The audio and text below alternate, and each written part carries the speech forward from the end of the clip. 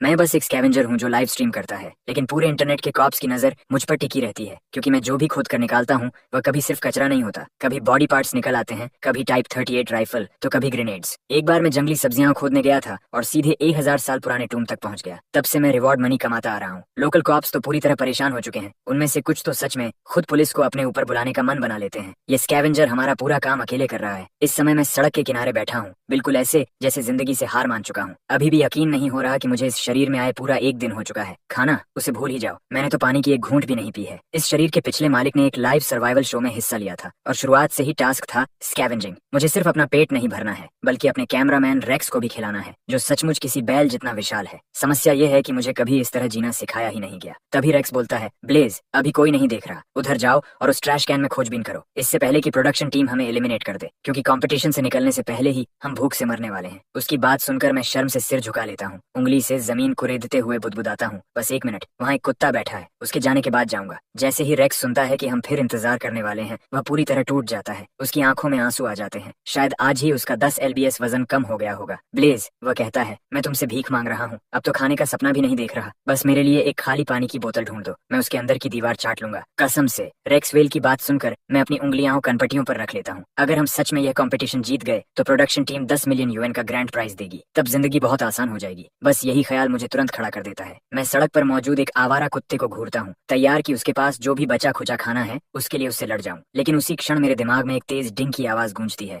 हमारे प्यारे player, system ने आपकी स्किल डिटेक्शन एक्टिवेट कर दी है, हमें आप पर भरोसा है। एक स्कैवेंजर भी एम्पायर बना सकता है। ये सुनकर मैं लगभग अपने ही अविश्वास से घुट जाता हूँ। ये सिस्टम आखिर खेल क्या रहा है? लेकिन अगले ही पल मेरे सामने रखा चांदी रंग का ट्रैश कैन हल्की लाल रोशनी से चमकने लगता है। मेरी आंखों के सामने एक पारदर्शी पैनल उभर आता है। Detection complete. इस ट्रैश कैन को सैल्वेज करने पर कम से कम 1000 UN की स्क्रैप वैल्यू प्राप्त होगी। मैं जोर से निकलता हूँ। 1000 UN, पता है उससे कितने पोर्क सैंडविचेस खरीदे जा सकते हैं? ये सोच भी पूरी नहीं होती कि मैं उसकी ओर दौड़ पड़ता हूँ। मैं ट्रैश कैन को उसके बेस से उखाड़ता हूँ, कंधे पर लादता हूँ और झाड़ियों की ओर भाग जाता हूँ। पीछे दौड़ रहा रेक्स वहीं जम जाता है। ब्लेज, रुको रुको रुको, हमें स्कैवेंजिंग करनी है, चोरी नहीं। तुम पूरा ट्रैश कैन क्यों उठा ले गए? रेक्स सच में घबरा गया है। ये पब्लिक प्रॉपर्टी है, इसे नुकसान पहुंचाओगे तो फाइन लगेगा, और 2 भूखे कंटेस्टेंट्स फाइन भरने के लिए पैसे कहाँ से लाएंगे? लाइव स्ट्रीम के व्यूअर्स हैरान रह जाते हैं। रुको, कंटेस्टेंट NO3 आखिर कर क्या रहा है? क्या इसका दिमाग खराब हो गया है? यहाँ तक कि पास बैठा आवारा कुत्ता भी उलझन में दिखता है। उसका खाना रखने वाला डिब्बा ही कोई उठा ले गया था। 1 मिनट, अंदर क्या है? अब तक मैं ट्रैश कैन की सारी चीजें जमीन पर उलट चुका था, और जो चीज लाल चमक रही थी वह कैन नहीं था, वह एक कसकर बंद किया गया काला प्लास्टिक बैग था। मेरी भौहें सिकुड़ जाती हैं। क्या सच में इसके अंदर ऐसा ब्रेस्ड पोर्क हो सकता है जिसकी कीमत 1000 UN हो? मैं हाथ डालकर उसे फाड़ देता हूँ। रेक्स भी कैमरा उठाए पहुंच जाता है। ब्लेज, उस ट्रैश कैन को वापस रख दो, इससे पहले कि वह कुत्ता हमारे पीछे पड़ जाए। मैं उसे रोक नहीं पाऊंगा, और फिर से कह रहा हूँ,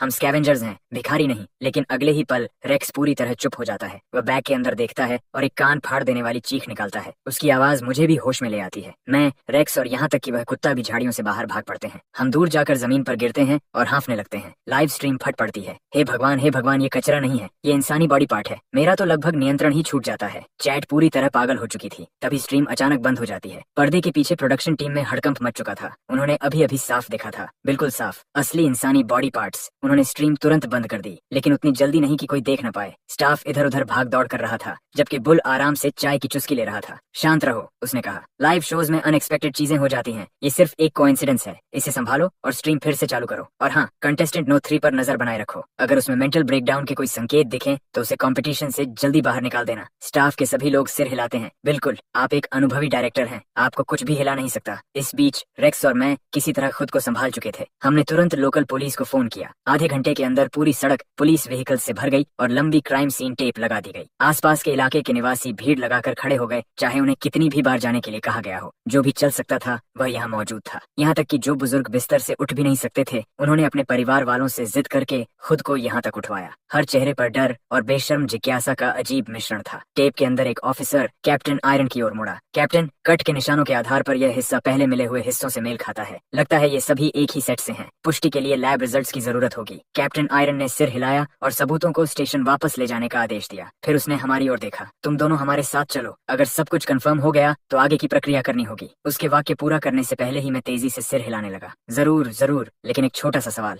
वहाँ खाना मिलता है क्या? रेक्स ने चुपचाप मुझे थम्स अप दिया। उसने अपनी पूरी जिंदगी में किसी को पुलिस वाले के सामने खाना मांगते नहीं देखा था। कैप्टन आयरन कुछ पल के लिए बिल्कुल चुप रह गया, लेकिन हमारी हालत देखकर उसने आह भरी और सिर हिला दिया। ठीक है, और क्योंकि सबूत तुम लोगों ने ढूंढा है, स्टेशन पर रिवॉर्ड भी मिलेगा। मेरा चेहरा तुरंत चमक उठा। तो सिस्टम के बताए हुए हुए 1000 यूएन यहीं छिपे हुए थे। रेक्स और मैं खुशी खुशी पुलिस कार में बैठ गए। हमने बयान दिए, पेपर वर्क पूरा किया, रिवॉर्ड लिया और कैप्टन आयरन को अलविदा कह दिया। फिर हम अपने खाली बर्लैप सैक्स झुलाते हुए स्टेशन से बाहर निकल गए। कैप्टन आयरन दरवाजे से हमें जाते हुए देखता रहा और गहरी सांस छोड़ी। उसे लगा था कि जो कुछ हमने देखा उसके बाद हमारा खाने का मन नहीं करेगा। लेकिन सच तो यह था कि हम दोनों ने मिलकर 7 कटोरे नूडल्स साफ कर दिए थे, जिनमें उसका और उसके साथियों का हिस्सा भी शामिल था। अब रेक्स और मैं सड़क पर चल रहे थे। स्ट्रीम दोबारा चालू हो चुकी थी। मुश्किल से 2 कदम चले होंगे कि रेक्स मेरे करीब आकर बोला, प्लीज क्या तुम मुझे कुछ खिलाने की ट्रीट दे सकते हो? कैप्टन आयरन लगातार मुझे घूर रहा था। मैं ठीक से खा ही नहीं पाया। मैंने बड़े दिल से हाथ हिलाया और बिना सोचे मान गया, बारबेक्यू चलते हैं। वैसे भी रात हो चुकी है। बारबेक्यू स्ट्रिप में टहलते हुए शायद कुछ ऐसा भी मिल जाए जो स्कैवेंजिंग के लायक हो। हम दोनों बारबेक्यू स्ट्रिप पहुंचे, बैठ गए और मुश्किल से ऑर्डर पूरा किया ही था कि मेरी नजर एंट्रेंस के पास रखे ट्रैश कैन पर पड़ी। वह भी बिल्कुल पहले वाले की तरह लाल चमक रहा था। तभी सिस्टम की आवाज आई, डिटेक्शन कंप्लीट। इस ट्रैश कैन को खंगालने पर कम से कम 1000 यूएन कैश प्राप्त होगा। प्लेयर तुरंत आगे बढ़ो। मैंने निगलते हुए कुर्सी छोड़ी और सीधे ट्रैश कैन की ओर बढ़ गया। जैसा सोचा था उसके अंदर भी एक कसकर बंद किया हुआ काला प्लास्टिक बैग था। उसे उठाते समय मेरे हाथ हल्के से कांप रहे थे। मैं रेक्स को बुलाकर इसकी जानकारी देने ही वाला था कि रेस्टोरेंट का ओनर दौड़ता हुआ आया और मेरी तरफ उंगली तान दी। अरे तुम क्या कर रहे हो? उसे नीचे रखो। किसने कहा तुम्हें मेरे शॉप में कचरा लाने के लिए? जिस पल तुम दोनों अंदर आए थे तभी कुछ गड़बड़ लगा था और अब तुम मेरी दुकान के दरवाजे पर स्कैवेंजिंग कर रहे हो। मेरे पास जवाब देने के लिए कुछ नहीं था। ओनर ने देखा कि मैं चुप हूँ, फिर उसने मेरे कांपते हुए हाथों की तरफ देखा। उसके दिमाग में अचानक कुछ क्लिक हुआ। रुको, क्या ये सच में कोई कीमती चीज है? उसने झटके से बैग मेरे हाथ से छीन लिया। ये मेरी दुकान से गिरा था, तुम्हें इसे उठाने का कोई हक नहीं था। तभी कुछ लोग भी बोलने लगे, हाँ हाँ बिल्कुल, मैंने ये बैग दोपहर में देखा था। तुम इसे चुराने की कोशिश कर रहे थे। मुझे मत परखो, मैं अभी पुलिस को बुलाता हूँ। उन दोनों की बहस सुनकर मैं पूरी तरह उलझ गया। ये लोग किसी भी चीज पर दावा कर सकते हैं। मैं खुद को रोक नहीं पाया और पूछ बैठा, क्या आपको यकीन है कि यह आपका ही है? ओनर तुरंत बोला, बिल्कुल, मेरे सारे स्टाफ ने इसे देखा है। अब कुछ ऑर्डर करो या निकल जाओ, मेरा समय बर्बाद मत करो। ये कहकर वह बैग लेकर वापस अंदर चला गया। मैंने अपनी नाक रगड़ी और रेक्स की ओर हाथ बढ़ाया। फोन दो, मुझे स्टेशन में एक कॉल करनी है। अगर सस्पेक्ट को ढूंढने पर बड़ा रिवॉर्ड मिलता है तो कोशिश करना बनता है। कॉल जल्दी कनेक्ट हो गई। हेलो, क्या कैप्टन आयरन उपलब्ध है? मैं ब्लेज बोल रहा हूँ। आज पहले स्टेशन आया था। मुझे लगता है कि मैंने वह चीज फिर से ढूंढ ली है जिसकी आपको तलाश है। ये बारबेक्यू स्ट्रिप के किंग बारबेक्यू में है। और हाँ, ओनर कह रहा है कि उसके पास विटनेसेस भी हैं। जी जल्दी आइए। मैंने फोन रख दिया। अगले ही सेकंड ओनर बैग हाथ में लिए दुकान से बाहर भागा और चीखने लगा, बचाओ, भागो, इसके अंदर पैर हैं, भागो, पुलिस को बुलाओ। रेक्स ने बिल्कुल सही समय पर कैमरा उसकी तरफ घुमा दिया। लाइव स्ट्रीम फिर से फट पड़ी। कंटेस्टेंट नो 3 को बधाई, बॉडी पार्ट पंजा 1, व्यूअर्स 10,000 पार कर चुके हैं। आज सुबह तो 100 भी नहीं थे। वाकई एकदम अलग किस्म का इंसान। क्या तुमने कभी किसी को शरीर के हिस्सों का जिक्सॉ पजल बनाते देखा है? कंटेस्टेंट नंबर 3 सच में सबसे अलग निकला। लेकिन जाहिर है मुझे इस सब की कोई खबर नहीं थी, क्योंकि उस समय मैं इन्वेस्टिगेशन में मदद कर रहा था और मालिक को शांत कराने की कोशिश कर रहा था, जो फूट फूट कर रो रहा था। मत रो, जो किया सो किया। अगली बार बस बेहतर फैसले लेना। पता नहीं कैसे, लेकिन मेरी बात सुनकर वह और जोर से रोने लगा। कैप्टन आयरन एक आदेश भरी आवाज में चिल्लाया और मालिक को वहां से ले जाने का आदेश दे दिया। फिर उसकी शक भरी नजर रेक्स और मुझ पर आकर टिक गई। एक ही दिन में 2 अहम सबूत मिल गए। किसी भी हिसाब से ये सामान्य बात नहीं है। उसकी नजर मेरी त्वचा तक सिहरा गई। मैं तुरंत बोल पड़ा, कैप्टन, ये किस्मत थी, बिल्कुल शुद्ध किस्मत। हम बस देर रात का स्नैक खाने बैठे थे, देखा कि कूड़ादान काफी भरा हुआ है तो सोचा शायद कुछ बोतलें वगैरह मिल जाएं। कैप्टन आयरन ने लंबी सांस ली। उसे शक तो था, लेकिन हम पूरे समय लाइव थे। ऐसा कोई मौका ही नहीं था जब हम कुछ कर सकते। फिर भी उसकी पूरी टीम ने इलाका छान मारा और कुछ नहीं मिला, जबकि हम बस इधर उधर टटोलते हुए 2 अहम सबूत ढूंढ लाए। आखिरकार कैप्टन आयरन ने थकी हुई सांस छोड़ी। ठीक है ठीक है, स्टेशन वापस आ जाओ। प्रक्रिया तो जानते ही हो, हमारी मदद करो, अपना पैसा लो और निकल जाओ। वह मुड़ा और गाड़ी में बैठ गया, लेकिन फिर रुक कर पीछे देखने लगा। एक और बात, आज रात इस शहर के 30,000 से भी ज्यादा कूड़ेदानों को पूरी तरह खाली कराया जाएगा। मैं वहीं जड़ होकर खड़ा रह गया। दिमाग पूरी तरह खाली था। आखिर अभी हो क्या रहा है? क्या कैप्टन आयरन सच में मेरी रोजी रोटी छीनने की कोशिश कर रहा है? उधर गाड़ी में बैठने से पहले रेक्स किसी और की मेज से सीख कबाब उठा लाया। इनके पैसे हमने दिए हैं तो इन्हें साथ ले जा रहे हैं। कागजी कार्रवाई हम प्रोफेशनल्स की तरह निपटा गए। जब तक सब खत्म हुआ आधी रात काफी पीछे छूट चुकी थी। रेक्स उदास चेहरे के साथ सीखों को पकड़े हुए था। प्लीज, कैफेटेरिया तो कब का बंद हो चुका है, अब ये मांस खाएंगे कैसे? मैंने चारों तरफ देखा और मेरी नजर गेट हाउस पर जा टिकी। ओल्ड गेट, अभी भी जाग रहे हो? अरे अंदर छोटा सा चूल्हा है क्या? हमारे पास कुछ सीख है,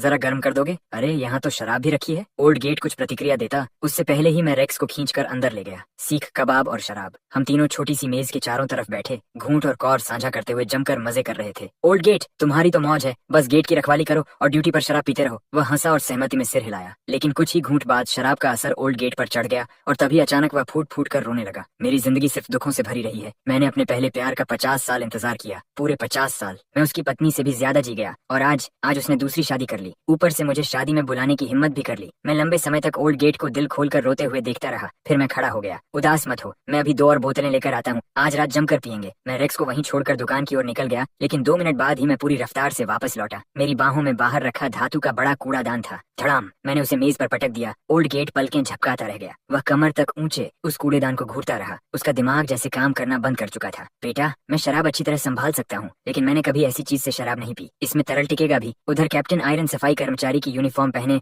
अपनी टीम को एक कूड़ेदान से दूसरे कूड़ेदान तक लेकर जा रहा था। सब लोग चौकन्ने रहो, वह स्कैवेंजर ये सब जानबूझकर कर रहा है। आखिरी टुकड़ा जरूर इन्हीं कूड़ेदानों में कहीं होगा। अफसरों ने दांत भींच लिए और पूरी ताकत से खोज शुरू कर दी। वे किसी स्कैवेंजर से हार मानने वाले नहीं थे। आखिर वे प्रोफेशनल थे। लेकिन पूरे 5 शहर ब्लॉक छान मारने के बाद भी उनके हाथ सिर्फ प्लास्टिक की बोतलों के कुछ बैग ही लगे। असल में ज्यादातर लोग सोच रहे थे कि जब कूड़े में हाथ डाल ही रहे हैं तो खाली हाथ घर क्यों लौटें। कैप्टन आयरन उन बोतलों को घूरता रहा। शायद उनकी रिसाइकलिंग वैल्यू करीब 100 युएन रही होगी। ये ख्याल उसके मन में आया ही था कि वह खुद डर गया। मैं ड्यूटी पर हूँ, मैं आखिर ये सब सोच भी क्यों रहा हूँ। उसी समय उसका फोन बज उठा। उसने फोन निकाला। कॉल ओल्ड गेट की थी। ओल्ड गेट एक अनुभवी आदमी था। 30 साल सिर्फ दरवाजों की रखवाली को समर्पित। फैक्ट्री के गेट, ऑफिस टावरों के प्रवेश द्वार, यहाँ तक कि लड़कियों के डॉर्मेट्री के दरवाजे भी। ऐसा कोई दरवाजा नहीं था जिसकी उसने रखवाली न की हो। उसकी प्रतिष्ठा बेदाग थी। वह कभी काम में कोताही नहीं करता था और उसके पूरे करियर में कभी कोई दुर्घटना नहीं हुई थी। कैप्टन आयरन ने फोन उठाया। दूसरी तरफ ओल्ड गेट ऐसे चिल्ला रहा था जैसे उसकी जान उसी पर टिकी हो। कैप्टन, अभी तुरंत वापस आओ। स्टेशन के ठीक बाहर वाले कूड़ेदान में एक सिर मिला है। कैप्टन आयरन का दिमाग पूरी तरह खाली हो गया। उसके मन में बस एक ही बात गूंज रही थी, स्टेशन के बाहर वाला कूड़ेदान। खुद को संभालने के बाद वह पूरी ताकत से अपनी टीम पर चिल्लाया, सब लोग तुरंत वापस लौटो। अधिकारी भागते हुए उसके पास आ गए, अभी भी अपने अपने कबाड़ के बोरे पकड़े हुए। कैप्टन, हम क्यों जा रहे हैं? अभी कुछ और ब्लॉक बाकी हैं, खोज जारी रखते हैं। इस रफ्तार से तो आज रात का पेट्रोल खर्च भी निकल आएगा। कैप्टन आयरन के माथे पर नस उभर आई। बस सब रुक जाओ। क्या तुम सब अपना असली काम भूल गए हो? और वो कौन था जिसने कहा था कि हमारे अपने स्टेशन के बाहर वाला कूड़ेदान बिल्कुल सुरक्षित है? फिर उसने दहाड़ते हुए कहा, 30,000 शब्दों की रिपोर्ट मेरे डेस्क पर चाहिए। 1 घंटे बाद कैप्टन आयरन पूरी टीम को लेकर वापस स्टेशन पहुंचा। जैसे ही वह अंदर आया, उसने देखा कि रेक्स, मैं और ओल्ड गेट एक सीधी कतार में उकड़ू बैठे हैं और हमारे सामने वही चांदी रंग का कूड़ेदान रखा है। कैप्टन आयरन के जबड़े इतने जोर से भींच गए कि लगता था अभी टूट जाएंगे। उसने 100 से ज्यादा अधिकारियों को पूरी रात शहर भर के कूड़ेदानों में खोजबीन करने भेजा था और जवाब पूरे समय उसके अपने दरवाजे के सामने रखा था। इस समय तो वह ओल्ड गेट की तरफ देख भी नहीं पा रहा था। फिर उसकी नजर हम दोनों पर गई। और तुम दोनों इनाम लेने के बाद भी गए नहीं, यहाँ बैठकर बियर और पोर्क ट्रॉटर्स खा रहे हो। अब समझाओ मुझे, तुम लोग दावत उड़ा रहे थे, फिर अचानक कूड़ेदान में खुदाई करने क्यों लगे? क्या पोर्क ट्रॉटर्स खुद भागकर कूड़ेदान में चढ़ गए थे? कैप्टन आयरन किसी भी कीमत पर यह मानने को तैयार नहीं था कि दुनिया में ऐसे संयोग भी हो सकते हैं, लेकिन सच यही था। मेरे पास कहने के लिए कुछ नहीं था। सच में समझ नहीं आ रहा था कि इसकी शुरुआत कहाँ से करूं। कुछ चीजें बस किस्मत होती हैं। लेकिन कैप्टन आयरन को देखकर, जो साफ तौर पर टूटने की कगार पर था, मैंने शर्मिंदा सी मुस्कान के साथ कहा, कैप्टन, सारी गलती मेरी है। मैं वादा करता हूँ, अभी से मैं किसी भी कूड़ेदान को हाथ नहीं लगाऊंगा। अब आपको मेरी वजह से कोई परेशानी नहीं होगी। सच कहूँ तो हाल में कूड़ेदानों से कुछ खास मिल भी नहीं रहा था। पता नहीं सारी बोतलें कहाँ गायब हो गई थीं। लेकिन बात करते करते मेरी नजर कुछ अधिकारियों पर पड़ी जो गाड़ी के पीछे से बोरे निकाल रहे थे। बोरे कबाड़,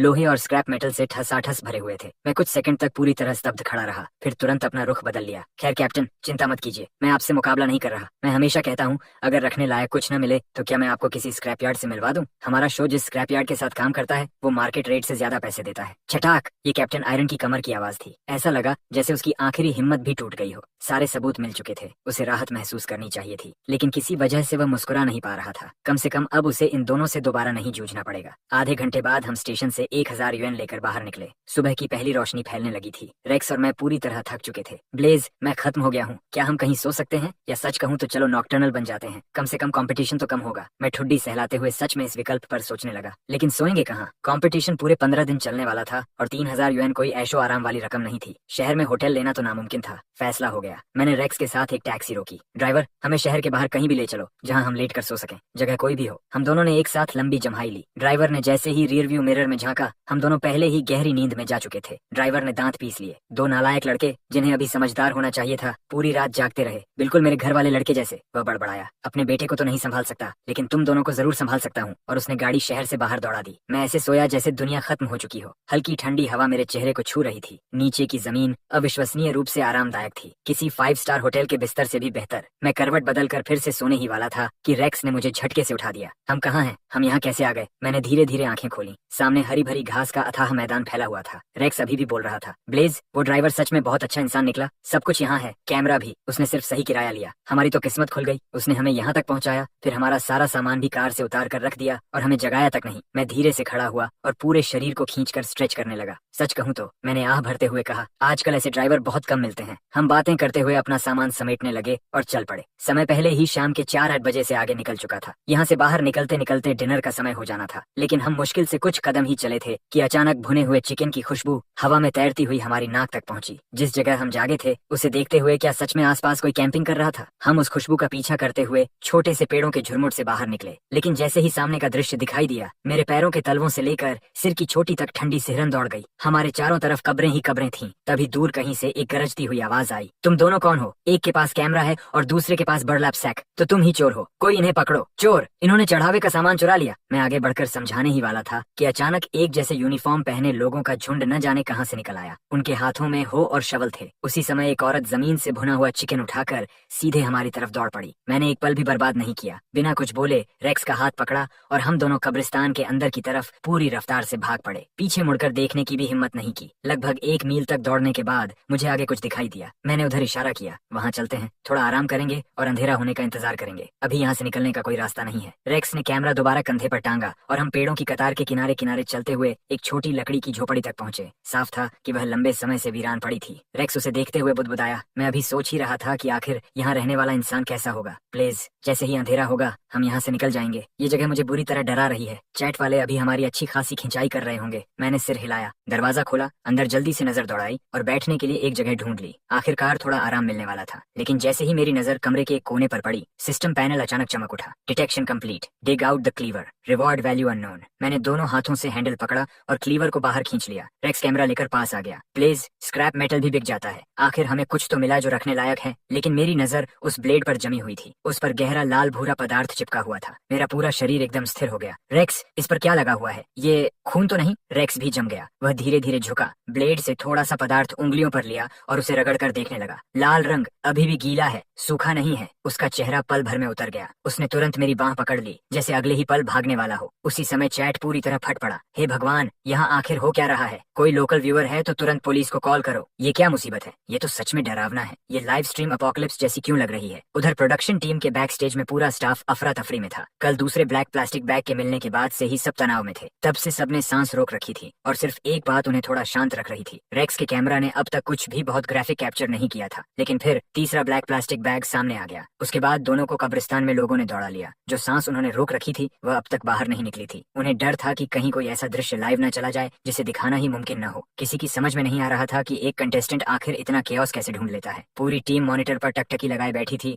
और सबकी उंगलियां इमरजेंसी किल स्विच के ऊपर मंडरा रही थीं। बुल ने बहुत धीरे से लंबी सांस ली, कुछ नहीं कहा, बस चुपचाप मुड़ा और अपनी जेब से ब्लड प्रेशर की दवा निकाल ली। किसी की नजर न पड़े इसलिए उसने चुपके से 2 गोलियां मुंह में डाल ली। उसी समय स्टेशन में कैप्टन आयरन और उसकी टीम ब्रीफिंग रूम में बैठे हुए थे। सबकी आंखों के नीचे गहरे काले घेरे पड़ चुके थे। लैब रिपोर्ट अभी अभी पहुंची थी। मौजूदा सबूतों के आधार पर सबसे संभावित क्राइम सीन शहर के बाहर स्थित हैप्पी फैमिली सेमेट्री है। सब लोग तैयार हो जाओ, हम 5 मिनट में निकल रहे हैं। पूरा कमरा तुरंत हरकत में आ गया। तभी कैप्टन आयरन को अचानक कुछ याद आया। उसने एक जूनियर ऑफिसर को रोका। मैंने तुम्हें ब्लेज पर नजर रखने को कहा था। स्टेशन छोड़ने के बाद वे कहाँ गए? क्या वे शहर से बाहर निकल गए? ऑफिसर ने पलक झपकाई, जल्दी से अपना फोन निकाला और लाइव स्ट्रीम खोल दी। लेकिन फीड पूरी तरह लोड भी नहीं हुई थी कि स्ट्रीम पहले से ही लाइव चल रही थी। कैप्टन आयरन आगे झुक गया। क्या पता चल सकता है कि वे कहाँ हैं? ऑफिसर ने सिर खुजलाया। फिर अचानक उसकी आंखें फैल गईं। कैप्टन, ये जगह हैप्पी फैमिली सेमेट्री जैसी लग रही है। वे आज दोपहर वहीं सो रहे थे। टेरेन देखकर लगता है कि अभी भी वहीं आसपास हैं। ये सुनकर कैप्टन आयरन ने आंखें बंद कर लीं। पूरे 30 सेकंड तक वह एक शब्द नहीं बोला। फिर धीरे से बोला, लॉजिस्टिक्स डिपार्टमेंट जाओ, अकाउंटेंट को साथ लाओ, रिवॉर्ड पेपर वर्क भी ले आना, वह भी हमारे साथ चलेगा। अगर कोई अप्रत्याशित बात नहीं हुई तो जो आदमी उन दोनों का पीछा कर रहा था वही हमारा सस्पेक्ट है। और उसी समय सेमेट्री के पीछे वाले जंगल में पूरी अफरा तफरी मची हुई थी। हमारे पीछे पड़ा आदमी हार मानने को तैयार ही नहीं था। आधे घंटे से ज्यादा समय से वह हमारे पीछे दौड़ रहा था और मैंने तो उसे बस क्लीवर के सपाट हिस्से से हल्का सा छुआ था। क्या सच में इतनी सी बात के लिए कोई इतना पीछे पड़ सकता है? प्लीज, तुम्हारे अंदर जरा भी शर्म नहीं है क्या? कम से कम थोड़ी देर कैमरा तो पकड़ लो। मैं सच में सोच रहा था कि शायद अब थोड़ा इंसानियत वाला व्यवहार कर लेना चाहिए। तभी पीछे से जोरदार धप्पे की आवाज आई। मैं और रेक्स दोनों एक साथ रुक गए। हम पलटे और देखा कि वह महिला अपने हाथ में भुना हुआ चिकन पकड़े खड़ी थी, जबकि वह आदमी जमीन पर सीधा फैला पड़ा था। महिला ने विजयी अंदाज में कहा, आखिर पकड़ लिया तुम लोगों को। पहले पूछताछ कर लेनी चाहिए थी। मैं कभी प्रोविंशियल टीम में थी। अब बताओ, तुम दोनों में से किसने मेरे पति की कब्र पर चढ़ाया गया चढ़ावा चुराया? मैं उसे घूरता रह गया। मेरा जबड़ा लगभग जमीन पर गिर चुका था। माथे पर पसीने की बूंदें उभर आईं। मैंने तुरंत जेब से 200 युआन निकाले और दोनों हाथों से उसकी तरफ बढ़ा दिए। मैडम, ये सब गलतफहमी थी। कृपया यह मत सोचिए कि रकम कम है। शाम होते होते हैप्पी फैमिली सेमेट्री के बाहर गाड़ियों की लंबी कतार लग चुकी थी। क्राइम की पुष्टि हो चुकी थी। सिर्फ स्टेशन की टीम ही नहीं, मीडिया क्रूज भी पहुंच चुकी थी। हर कोई कैमरा उठाए कब्रिस्तान के अंदर भागा चला आ रहा था। सेमेट्री के पीछे वाले छोटे जंगल में कैप्टन आयरन प्रवेश द्वार पर खड़ा था। उसके चेहरे पर कोई भावना नहीं थी, न खुशी न दुख, बस पूरी तरह सुन्न, सचमुच सुन्न। अब पुष्टि हो चुकी थी कि वही मध्यम आयु का आदमी सस्पेक्ट था। उसे मनाने की भी जरूरत नहीं पड़ी। जैसे ही उसने ऑफिसर्स को देखा, वह फूट फूट कर रोने लगा और सब कुछ कबूल कर लिया। उसकी एकमात्र विनती थी, उस महिला को मुझसे दूर रखो, मैं दोबारा भुने हुए चिकन से नहीं पिटना चाहता। सीन की प्रोसेसिंग पूरी होने के बाद एक रिपोर्टर भीड़ को चीरता हुआ कैप्टन आयरन तक पहुंचा। कैप्टन को प्रतिक्रिया देने का मौका तक नहीं मिला और माइक्रोफोन सीधे उसके चेहरे के सामने कर दिया गया। कैप्टन आयरन, ग्रेस्टोन सिटी में एक गंभीर क्राइम हुआ था। खबर है कि आपको केस सुलझाने के लिए 1 हफ्ते का समय दिया गया था, लेकिन केवल 2 दिनों में ही सस्पेक्ट गिरफ्तार हो गया। इसके पीछे कोई खास टेक्निक है? दूसरा रिपोर्टर भी कूद पड़ा। कैप्टन आयरन, इतनी तेज सफलता का राज क्या है? क्या आज की गिरफ्तारी का संबंध कल रात के ट्रैश कैन ऑपरेशन से था? क्या आप इस बारे में कुछ बताएंगे? कैप्टन आयरन की आंख बुरी तरह फड़क उठी। उसकी नजर में ये सारे रिपोर्टर पूरी तरह बेवकूफ थे। आखिर वह क्या कहता कि उसे 2 स्कैवेंजर मिले और केस अपने आप हल हो गया? कैप्टन आयरन ने धीरे से लंबी सांस ली। तभी भीड़ में से एक रिपोर्टर ने अचानक हैरानी भरी आवाज निकाली और माइक्रोफोन लेकर मेरी तरफ दौड़ पड़ा। आप ब्लेज हैं, कॉन्टेस्टेंट नंबर 3, वही स्कैवेंजर। आप यहाँ क्या कर रहे हैं? कहीं ऐसा तो नहीं कि आपने फिर कोई बॉडी पार्ट ढूंढ लिया? मैं अभी जवाब सोच ही रहा था कि रेक्स आगे बढ़ा और माइक्रोफोन अपने हाथ में ले लिया। पूरी कहानी जाननी है तो मुझसे बात कीजिए। पहले मैं अपना परिचय दे दूं। मैं ब्लेज का पर्सनल कैमरामैन हूँ। पूरी डिस्कवरी हमारे फुटेज में रिकॉर्ड है। अनकट वर्जन देखने के लिए हमारे लाइव स्ट्रीम पर जाइए, वहाँ फुल रिप्ले उपलब्ध है। रेक्स ने बात खत्म की और मुझे आंख मार दी। उसी पल मुझे याद आया कि व्यूअर काउंट भी हमारे स्कोर का हिस्सा था। उधर प्रोडक्शन ऑफिस में बुल अपनी स्क्रीन घूरे जा रहा था। डायरेक्टर, कॉन्टेस्टेंट नंबर 3 का व्यूअर काउंट पागलों की तरह बढ़ रहा है। हम 50,000 पार कर चुके हैं और ब्लेज ट्रेंडिंग में है। शो पूरी तरह फट पड़ा है। बुल अपनी आंखों के सामने दिख रहे आंकड़ों पर विश्वास नहीं कर पा रहा था। उसने कभी नहीं सोचा था कि एक छोटे शहर का प्रोडक्शन ऐसा कमाल कर सकता है। उसने गहरी सांस ली। उसके अंदर खुशी और पीड़ा दोनों बराबर मात्रा में थी। पीड़ा इस बात की थी कि शो पूरी तरह पटरी से उतर चुका था। कंटेस्टेंट नंबर 3 ने अब तक एक भी कबाड़ का टुकड़ा नहीं उठाया था, लेकिन पुलिस स्टेशन की वांटेड लिस्ट में जो भी चीज थी वह सब ढूंढ निकाल रहा था। और खुशी इस बात की थी कि उसका शो सचमुच वायरल हो चुका था। बुल हंसते हुए बोला, किसी को ब्लेज से संपर्क करने भेजो, बहुत हल्का सा इशारा देना, शायद वह सच में थोड़ा कूड़ा भी उठा ले। यह कहते हुए वह अपनी हंसी रोक ही नहीं पाया। उधर कब्रिस्तान में कैप्टन आयरन की बिल्कुल भावहीन निगाहों के बीच मैंने 10,000 यूएन की रिवॉर्ड मनी स्वीकार की। केस बंद हो चुका था। सेमेट्री मैनेजर, जो काफी देर से पास ही इंतजार कर रहा था, तुरंत हमारी तरफ दौड़ कर आया और हमें गेट तक छोड़ने लगा। अगर तुम दोनों किसी शो का हिस्सा न होते तो मैं इसी वक्त तुम्हें हमारे सेमेट्री का ऑफिशियल स्पोक्स पर्सन बना देता। तुम्हें अंदाजा भी नहीं है, सिर्फ आज दोपहर में हमने दर्जनों प्लॉट्स बेच दिए। जब भी स्कैवेंजिंग करने निकलो, यहाँ हमेशा स्वागत है। मैनेजर की खुशी का ठिकाना नहीं था। आज की सेल्स लगभग पूरे साल की कमाई के बराबर पहुंच गई थी। गेट पर पहुंचकर उसने मेरा हाथ पकड़ लिया और छोड़ने का नाम ही नहीं लिया। लगातार तारीफ पर तारीफ किए जा रहा था। मैंने सिक्योरिटी गार्ड्स को पहले ही कह दिया है कि तुम्हारा चेहरा याद रखें, जब चाहो आ जाना, यहाँ तुम्हारा हमेशा स्वागत रहेगा। मुझे समझ आ गया कि बात किस दिशा में जा रही है। मैंने जल्दी से कुछ शिष्टाचार वाली बातें कही, रेक्स को पकड़ा और बिना पीछे देखे वहाँ से निकल लिया। सड़क पर हम धीरे धीरे चलते रहे। आश्चर्य की बात यह थी कि इस बार हम दोनों में से किसी के पास कहने के लिए कुछ नहीं था। आज हमने 10,000 यूएन कमाए थे, लेकिन न जाने क्यों हम दोनों को अच्छा नहीं लग रहा था। प्रोडक्शन टीम ने मुझे स्क्रिप्ट से पूरी तरह भटक जाने के लिए फ्लैग कर दिया था। अब मुझे असली टास्क पर वापस लौटना था। मैंने कनपटियां दबाई। तो आखिर जंक ढूंढेंगे कहाँ? रेक्स ने लंबी सांस छोड़ी। सच कहूँ तो पिछले 2 दिनों में जो हुआ है वह ट्रैश उठाने से कहीं ज्यादा दिलचस्प था। और रुको, तुम सच में पहले यहाँ आ चुके हो? किसी और को मत बताना। मेरी आंट के हस्बैंड यहाँ काम करते हैं, उनकी जॉब जा सकती है। मैं रेक्स को घूरता रह गया, फिर धीरे धीरे उसकी तरफ देखा और उसके हाथ में अभी भी चल रहे कैमरा पर नजर डाली। मेरी आंख बुरी तरह फड़कने लगी। मुझे सच में समझ नहीं आ रहा था कि शुरुआत कहाँ से करूँ। क्या मैं स्क्रैप यार्ड में स्कैवेंजिंग करने के उसके शानदार विचार की तारीफ करूँ या उसकी अद्भुत बिजनेस सेंस की? क्योंकि तीसरे आदमी की बात छोड़ो, अब तो 30,000वां इंसान भी जान चुका था कि रेक्स के अंकल स्क्रैप यार्ड में काम करते हैं, क्योंकि हम लाइव थे। क्या ये आदमी थोड़ा भी कम खुलकर बातें नहीं कर सकता था? मैंने लंबी सांस छोड़ी और उसके कंधे पर हाथ रखा। चलो पहले कुछ बर्लप सैक्स खरीदते हैं। वेस्ट प्रोसेसिंग स्टेशन में सॉर्टर्स की एक टीम सुबह आए माल को घूर रही थी। कुछ बहुत गड़बड़ है। कल रात इस शहर के लोगों ने आखिर किया क्या था? मैंने कभी ट्रैश को इतना साफ नहीं देखा। बेचने लायक एक भी चीज नहीं बची। दूसरा बोला, सही कह रहे हो, मैं घंटों से सॉर्टिंग कर रहा हूँ और एक भी काम की चीज नहीं मिली। आज का ट्रैश बहुत अजीब है, बहुत ही अजीब। तभी किसी ने कहा, अंकल रस्टी, आपने कहा था ना कि आपका कोई रिश्तेदार किसी स्कैवेंजिंग शो में कैमरामैन है। जाकर पूछिए, क्या ये उन्हीं का काम है? क्या वे हमें बिजनेस से बाहर करना चाहते हैं? अंकल रस्टी ने भौहें सिकोड़ लीं। यहाँ तक कि कुछ यूएन में बिक जाने वाली बोतलें तक पूरी तरह गायब थीं। वह अभी सोच ही रहा था कि कॉल करे या नहीं, तभी उसका फोन बज उठा। उसने देखा रेक्स का कॉल था। बातचीत खत्म होते ही अंकल रस्टी सीधे एंट्रेंस की तरफ चल पड़ा। जैसे ही मैंने और रेक्स ने उसे आते देखा, हम दोनों ने तुरंत सेमेट्री से लाए हुए फ्रूट्स आगे बढ़ा दिए। हमने उसे आने का कारण समझाया। अंकल रस्टी अच्छा इंसान निकला। आज का माल वैसे भी बेकार है, 2 फटेहाल बच्चों को थोड़ा बहुत खोदने देने से क्या फर्क पड़ेगा। जब तक ये फ्रूट सब में बांट दिए जाए कोई शिकायत नहीं करेगा। मैं और रेक्स तुरंत काम में लग गए। उधर अंकल रस्टी अपने साथियों को इकट्ठा करके ऑफिस की तरफ चला गया ताकि फ्रूट्स बांट सके। तभी अचानक किसी ने चौंक कर आवाज लगाई, अरे इन एप्पल्स पर कुछ लिखा हुआ है। सब लोग एकदम रुक गए। एप्पल्स पर छपा हुआ था, departing in peace, gone from this world. उसी समय यार्ड के अंदर मैं और रेक्स ट्रैश हीप के ऊपर उकड़ू बैठे एक दूसरे को उदास चेहरों से देख रहे थे। इस जगह को तो किसी ने ऐसे साफ कर दिया था जैसे कोई कुत्ता पूरी हड्डी छाट कर गया हो। आधा घंटा बीत चुका था और हमें एक टुकड़ा स्क्रैप मेटल तक नहीं मिला था। मैंने उन बर्लैप सैक्स की तरफ देखा जिन पर हमने पूरे 100 यूएन खर्च किए थे और मुझे लगा मेरी आत्मा टूटने लगी है। तभी रेक्स ने अचानक अपने माथे पर हाथ मारा। प्लीज, मुझे पता चल गया समस्या क्या है। हम कल रात वाले ट्रैश में खोज रहे हैं। स्टेशन वालों ने पूरी रात इसे खंगाला था। सारी अच्छी चीजें पहले ही उठा ली गईं। मैंने आंखें बंद कर लीं। क्या लापरवाही थी। मैं ये पहले क्यों नहीं समझ पाया। हालांकि निष्पक्ष होकर देखा जाए तो कैप्टन आयरन सबूत ढूंढने में जितना भी अच्छा हो, उसने स्क्रैप वैल्यू वाली चीजें ढूंढने में भी कोई कसर नहीं छोड़ी थी। अब क्या करें, मैंने पूछा। फल सौंप दिए गए हैं, बोरे खरीद लिए गए हैं, अब हम खाली हाथ वापस नहीं जा सकते। ब्लेज, ढूंढते रहो। इतने बड़े कचरे के ढेर में कुछ न कुछ तो जरूर होगा। और फिर मैं जानता हूँ कि अंकल रस्टी की टीम कैसे काम करती है। छोटी मोटी चीजें वे अक्सर पीछे छोड़ देते हैं। इसलिए रेक्स और मैं अपनी किस्मत स्वीकार करते हैं, अपनी छोटी फावड़ियां उठाते हैं और उस विशाल ढेर में खुदाई शुरू कर देते हैं। तभी ठंड की आवाज आती है। मेरी फावड़ी सतह के नीचे किसी ठोस चीज से टकराती है। यह तो किसी बड़ी चीज की आवाज लगती है। अंकल रस्टी हमें ढेर के नीचे झुककर खुदाई करते हुए देख लेते हैं और जिज्ञासा से हमारी ओर चले आते हैं। हमने जो छोटा गड्ढा खोदा है उसमें से एक जंग लगा धातु का टुकड़ा बाहर निकला हुआ है। वे सिर हिलाकर कहते हैं, काफी लकी खोज है बच्चे। ये शायद इस ढेर के बनने से भी पहले यहाँ दबा हुआ था। खुदाई जारी रखो, लगता है इसके नीचे और भी कुछ है। मेरा चेहरा उत्साह से चमक उठता है। मैं हाथ रगड़ता हूँ और तेजी से खोदने लगता हूँ। तभी रेक्स बगल से बुदबुदाता है, इसमें 2 फिन्स क्यों लगे हुए हैं। मैं भी उतना ही उलझन में हूँ, लेकिन अंकल रस्टी तो लगभग उत्साह से कांप रहे हैं। इस काम में इतने सालों में मैंने कभी ऐसी चीज नहीं खोदी। रुको, मैं कुछ लोगों को बुलाता हूँ, पहले इसे बाहर निकालते हैं। ज्यादा समय नहीं लगता। अंकल रस्टी अपने कई साथियों को बुला लाते हैं। सब लोग फावड़ियां उठाते हैं और आश्चर्यजनक गति से ढेर के नीचे एक विशाल गड्ढा खोद डालते हैं। जब ऊपरी हिस्सा पूरी तरह बाहर आ जाता है तो सब लोग एकदम स्थिर हो जाते हैं। वह एक अंडाकार आकार का बम का सिरा है। हे भगवान, क्या वह सचमुच बम है। मैंने कहा था ना, वे सेब शुरू से ही शापित थे।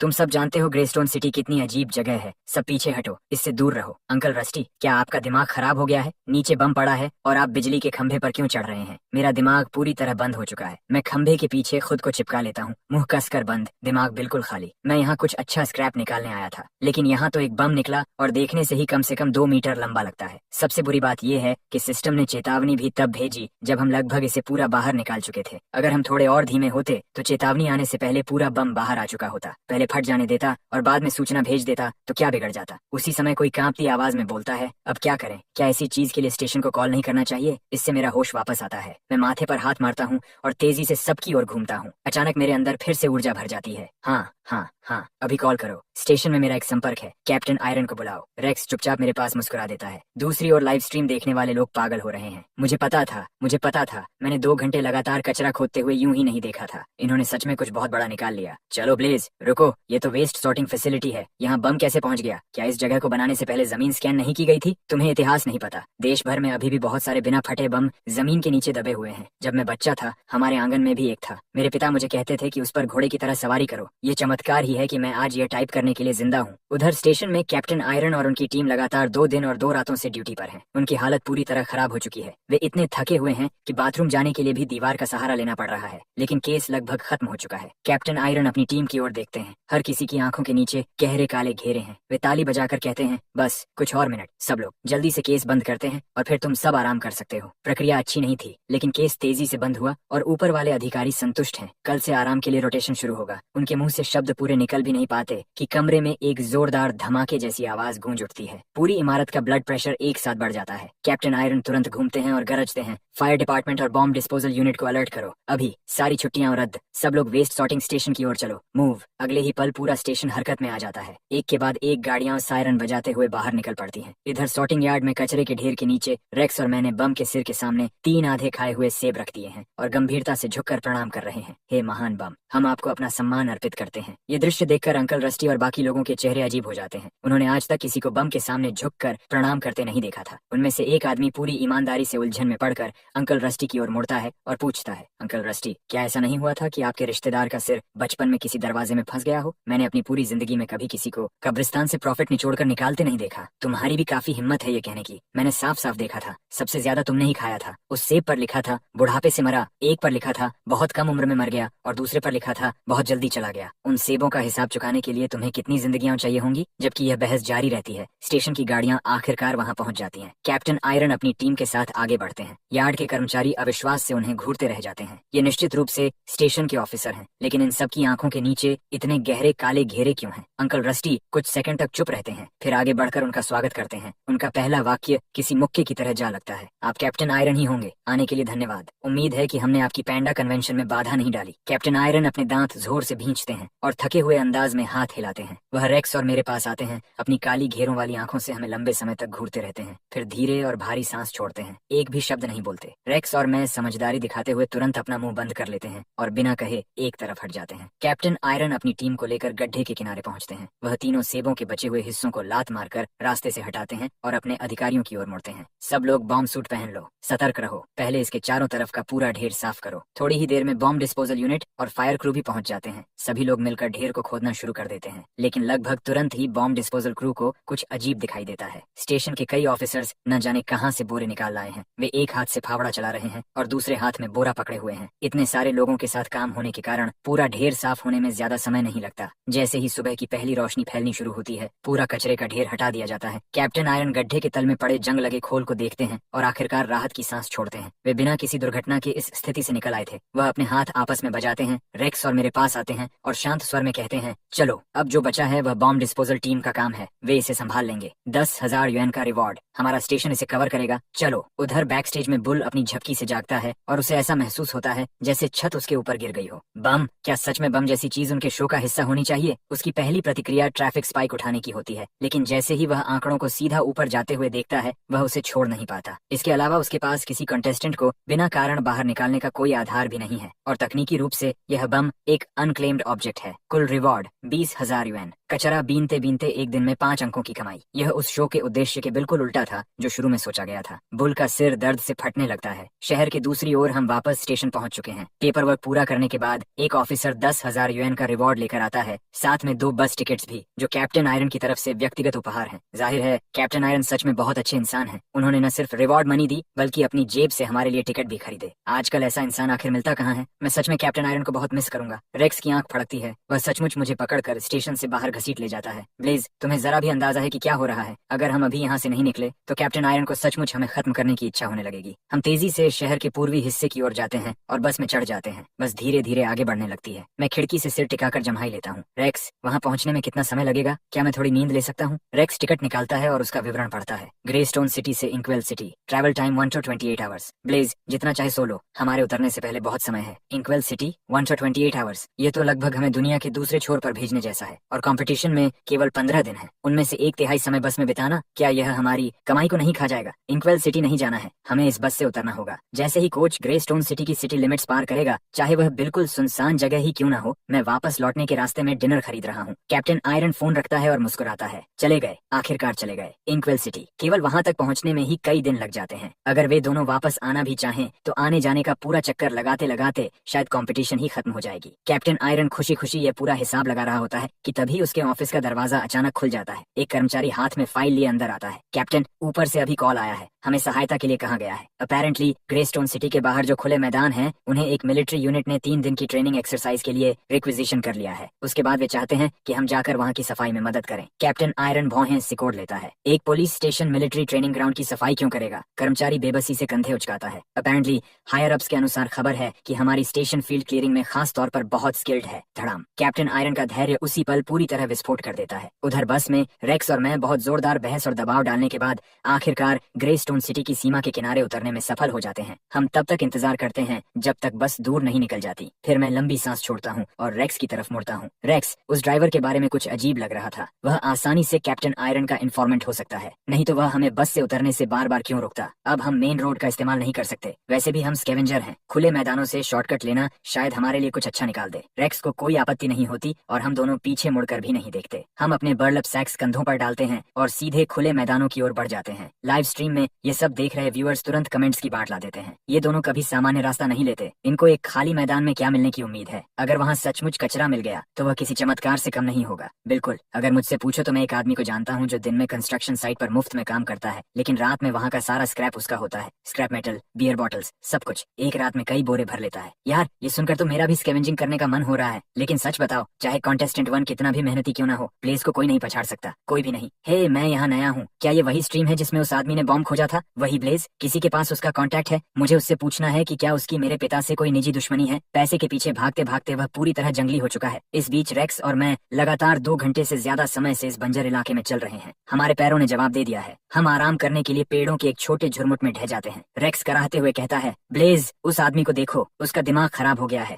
हम बर्बाद हो गए। मुझे तुम्हारी बात कभी नहीं माननी चाहिए थी। वह सड़क सीधे पहाड़ों में जाती है, उसके ठीक पीछे वेस्टर्न प्रोविंस है। अब हम वापस नहीं जा सकते, और ऊपर से जहाँ तक नजर जाती है सिर्फ बंजर जमीन है, स्क्रैप का एक टुकड़ा तक नहीं। मैं नेविगेशन ऐप को लंबे समय तक घूरता रहता हूँ। हाँ, ये लापरवाही थी, लेकिन वापस जाना कोई विकल्प नहीं है। मैं ग्रेस्टोन सिटी कभी वापस नहीं जा रहा। मैं रेक्स के कंधे पर हाथ मारता हूँ और आगे बढ़ता रहता हूँ। मैं यह मानने से इनकार करता हूँ कि इतना बड़ा वेस्टलैंड पूरी तरह खाली होगा। मेरे मुंह से शब्द निकलते ही ऊपर हवा में एक धीमी गुनगुनाहट भर जाती है। मैं सिर उठाकर देखता हूँ, कुछ ठीक हमारे ऊपर है। ये स्क्रैप में गिना जाएगा, है ना? ये तो पहले से ही टूट चुका है। इसके टुकड़े उठाने पर हमें परेशानी नहीं होनी चाहिए। कुछ ही देर बाद हम जमीन पर बिखरे हर हिस्से को इकट्ठा कर रहे होते हैं। हम एक छोटी आग जलाते हैं और सफलतापूर्वक आधा पाउंड कॉपर वायर निकाल लेते हैं। तभी रेक्स अचानक तेज आवाज में चिल्लाता है और पेड़ की शाखाओं में फंसा हुआ एक छोटा एयरक्राफ्ट शेल निकालकर सीधे मेरे चेहरे के सामने कर देता है। हे भगवान ब्लेज, इस पर क्या लिखा है? मैं उससे वह चीज लेता हूँ और ड्रोन केसिंग पर छोटे अक्षरों में छपा हुआ टेक्स्ट पढ़ता हूँ। Western command recon drone eagle unit. मेरा गला सूख जाता है। मैं जमीन पर पड़े जले हुए मलबे के ढेर को घूरता रहता हूँ। डर धीरे धीरे मेरे सीने में फैलने लगता है। मैं तुरंत अपना फोन निकालता हूँ और सेफ्टी ब्यूरो को कॉल करता हूँ। यह एक्सीडेंट था। अगर मैं खुद रिपोर्ट कर दूं तो शायद वे नरमी बरतेंगे, लेकिन जैसे ही कॉल लगती है लाइन बिजी मिलती है। बस लगातार बीप की आवाज आती रहती है। उधर चैट पूरी तरह फट पड़ती है। खत्म, सब खत्म। मैं अभी अभी स्ट्रीम का आदी हुआ था और अब ये खत्म होने वाली है। ये जेल जा रहा है और अभी तक इसे असली स्क्रैप भी नहीं मिला। ये स्ट्रीम सच में शापित है। रुको, क्या अभी हर कोई टिप लाइन पर कॉल कर रहा है? मैं बहुत देर से कोशिश कर रहा हूँ लेकिन लाइन लग ही नहीं रही। इस बार बचने का कोई रास्ता नहीं है। ये पक्का अंदर जा रहा है। ब्लेज का दिमाग सुन्न पड़ जाता है। वह तुरंत अपना फोन निकालता है और नंबर मिलाता है।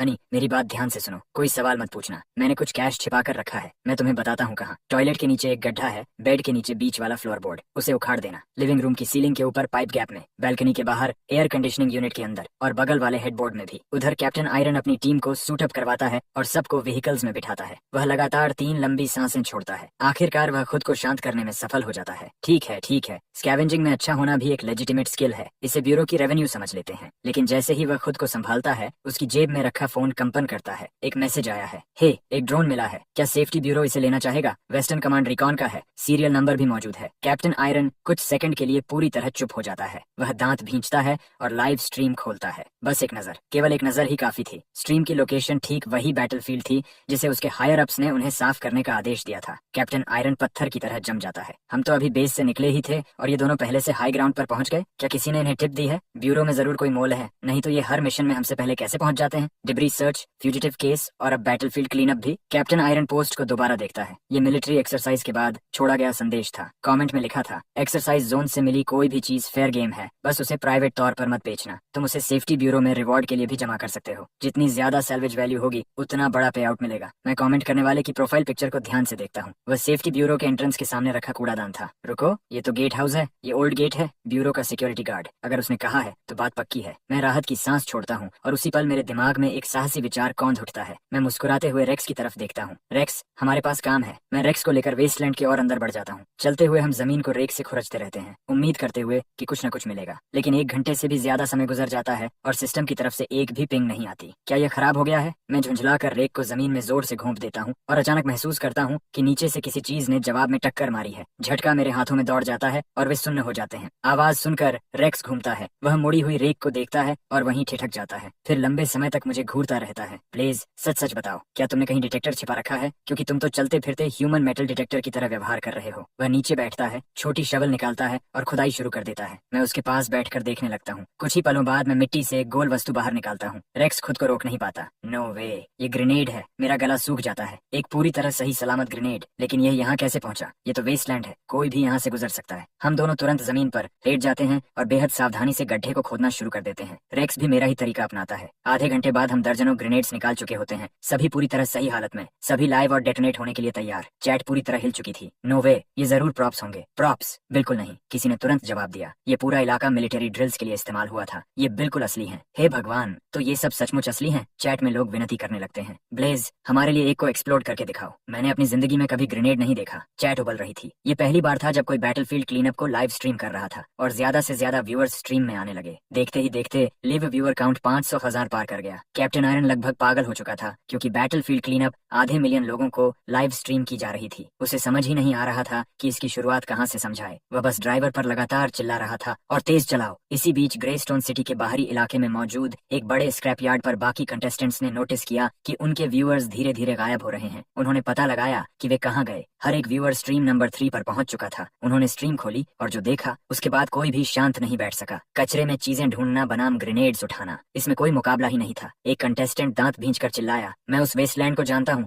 वह मेरे गांव के बिल्कुल पास है। इस कंपटीशन को जीतना तो भूल ही जाओ। वहाँ सिर्फ बुलेट केसिंग्स उठाने का पैसा भी इससे कहीं ज्यादा मिलेगा। यहाँ सड़ने से तो लाख गुना बेहतर है। कौन कौन चल रहा है? ये सुनते ही हर कोई तुरंत तैयार हो जाता है। दूसरे कंटेस्टेंट्स अपना पैसा इकट्ठा करना शुरू कर देते हैं। क्राउड फंडिंग करके इतना पैसा जमा कर लेते हैं कि एक ट्रैक्टर किराए पर ले सकें। ट्रैक्टर गरजता हुआ शहर के बाहरी इलाके की ओर निकल पड़ता है। स्क्रैप यार्ड में अभी भी काम कर रहे स्कैवेंजर्स उसे जाते हुए देखते हैं और मान लेते हैं कि सबको कोई बेहतर जगह मिल गई है। वे भी अपने टूल्स उठाते हैं और ट्रैक्टर के पीछे पीछे निकल पड़ते हैं। कुछ ही देर में लोगों की भीड़ शहर से बाहर की ओर बहने लगती है। रास्ते में जो भी इस जुलूस को देखता है, चाहे वह प्रोफेशनल स्कैवेंजर हो या बस राहगीर, हर कोई इस मार्च में शामिल हो जाता है। शहर के दूसरी ओर बुल बैक स्टेज अपना सामान पैक कर रहा होता है। वह सेफ्टी ब्यूरो जाकर दया की भीख मांगने की तैयारी कर रहा था कि तभी ऑफिस का दरवाजा धड़ाम से खुल जाता है। बुल, जल्दी बाहर आओ, बहुत बड़ा मामला हो गया है। ऑनलाइन खबर फैल चुकी है कि जिस वेस्टलैंड में ब्लेज ने ड्रोन गिराया था वह मिलिट्री एक्सरसाइज जोन था। लोग पहले ही बैटलफील्ड क्लीनअप की तैयारी कर रहे थे। अब हर कंटेस्टेंट वहां भाग गया है। सेफ्टी ब्यूरो भी रास्ते में है और सुपरमार्केट के सारे रेक्स तक बिक चुके हैं। बुल वहीं रुक जाता है। अगर सेफ्टी ब्यूरो मामला संभाल रही है तो अब यह उसकी जिम्मेदारी नहीं रही, वह सुरक्षित है। लेकिन ये कॉन्टेस्टेंट्स आखिर कर क्या रहे हैं? बुल पूरी क्रू के साथ बाहर भागता है और बैक स्टेज लगी मॉनिटर वॉल को घूरने लगता है। कुछ कॉन्टेस्टेंट्स अभी भी कंस्ट्रक्शन साइट पर कचरा खोद रहे हैं, लेकिन बाकी सभी कंटेस्टेंट्स एक ही ट्रैक्टर पर ठूंसे हुए हैं और उनके पीछे 100 से भी अधिक लोगों की भीड़। बूढ़े, जवान, पुरुष, महिलाएं सब एक साथ दौड़ रहे हैं। हर किसी के चेहरे पर ऐसा भाव है जैसे वह किसी बेहद गंभीर मिशन पर निकला हो। कमर पर बर्लप सैक्स लटक रहे हैं, बाएं हाथ में शवल और दाएं हाथ में रेक। सभी ट्रैक्टर के पीछे पूरी ताकत से भाग रहे हैं। बुल समझ नहीं पाता कि उसे हंसना चाहिए या रोना चाहिए। अच्छी खबर यह थी कि उसका करियर बर्बाद नहीं हुआ। बुरी खबर यह थी कि शो पूरी तरह पटरी से उतर चुका था और उसका पॉकेट मनी भी गया। इस बीच वेस्टलैंड पर रात उतर चुकी थी। चारों ओर अंधेरा फैल गया था। रेक्स और मैं अब भी आधे भरे हुए बर्लैप सैक में ग्रेनेड्स लिए इधर उधर घूम रहे थे। तभी मेरे सामने लाल रंग की एक चमकती हुई रोशनी दिखाई देती है। मैं प्रतिक्रिया भी नहीं दे पाता कि तभी एक भारी सी क्लंक की आवाज आती है। रेक्स तुरंत जम जाता है। मैं सावधानी से आगे बढ़ता हूँ और सिस्टम प्रॉम्प्ट चेक करता हूँ। इस लोकेशन की एक्सकेवेशन करने पर कम से कम 1000 यूएन मूल्य का रिवॉर्ड मिल सकता है। मेरे शरीर पर तुरंत ठंडा पसीना छूट जाता है। मुझे नहीं पता नीचे क्या दबा है, लेकिन जब से सिस्टम ऑनलाइन हुआ है उसकी एक भी पिंग सामान्य नहीं रही। हर बार या तो श्रैपनल निकलता है या कोई ऐसी चीज जो उड़ सकती है। यह भी शायद वैसी ही कोई चीज है। मेरी प्रतिक्रिया देखकर रेक्स पहले ही घबरा चुका है। प्लीज क्या हुआ? प्लीज ये मत कहना कि यह लैंड माइन है। क्या मैं अभी भी भाग सकता हूँ? मैं अपने होंठ भींच लेता हूँ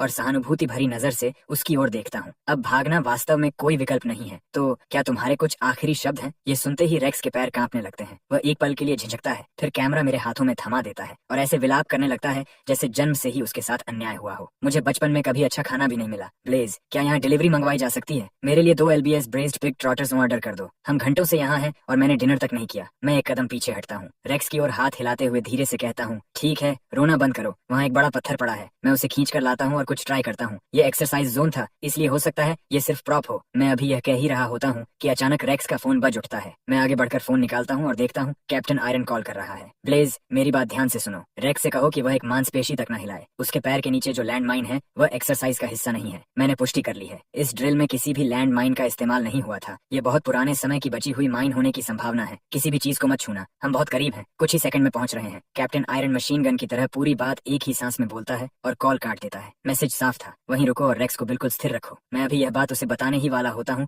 कि रेक्स अचानक बोल पड़ता है, प्लीज, मेरा पेट दर्द कर रहा है। मैं सच में अब और नहीं रोक सकता। उसी समय वेस्टलैंड के किनारे एक के बाद एक दर्जन से अधिक सेफ्टी ब्यूरो व्हीकल्स आकर रुकती है। कैप्टन आयरन छलांग लगाकर बाहर निकलता है और अपनी टीम के सामने खड़ा हो जाता है। Attention everyone, mission briefing. Squad 1, तुरंत फुल स्वीप शुरू करो। प्राइमरी ऑब्जेक्टिव, सभी बिखरे हुए शेल केसिंग्स को लोकेट करना। स्क्वाड 2, व्हीकल्स में ही पोजीशन बनाए रखो। इस बीच मैं और इंतजार इंतजार नहीं कर सकता। मैं नीचे झुकता हूँ और रेक्स के पैरों के आसपास की मिट्टी खोदने लगता हूँ। वहाँ बैठी लैंड माइन को घूरता हूँ। जंग लगी हुई, मौसम की मार खाई हुई, वह चीज डराने वाली हद तक असली लग रही थी। उसमें नकली जैसा कुछ भी नहीं था। मैं अभी भी हिचकिचा रहा था कि रेक्स बोल पड़ा, ब्लेज जल्दी करो, अगर माइन नहीं फटी तो मैं फट जाऊंगा। मैं सच में अब और नहीं रोक सकता। मैं गहरी सांस लेता हूँ। ठीक है, मैं 3, 2, 8 गिनूंगा, फिर तुम दौड़ना। मैं उसे पीछे धकेलता हूँ ताकि थोड़ा फासला बन जाए और गिनती शुरू करता हूँ। 3, 2, 1। रेक्स गोली की तरह उछलता है, एक हाथ पीछे दबाए हुए ऐसी रफ्तार से भागता है कि हवा में उसकी परछाइयां बन जाती हैं। एक पल में वह पेड़ों के पीछे गायब हो जाता है। ठीक उसी समय जमीन पर पड़ी लैंडमाइन चिंगारी छोड़ती है। मैं उसे देखते ही जमीन पर चिपक जाता हूँ, दोनों हाथ सिर पर रख लेता हूँ। फिर एक जोरदार धमाका होता है। मैं ऊपर देखता हूँ और आसमान रंग बिरंगी आतिशबाजी से भर उठता है। मैं बस घूरता रह जाता हूँ। दुनिया में कौन ऐसा इंसान है